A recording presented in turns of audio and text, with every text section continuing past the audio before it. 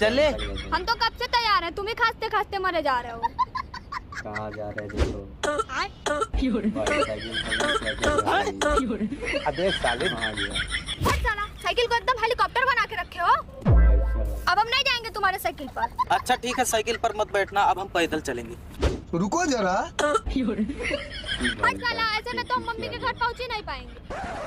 साले तू अरे काहे परेशान हो रही हैं? 35 किलोमीटर तो हम चल आए हैं, बस 2 किलोमीटर और बचा है। और अभी तो रुको।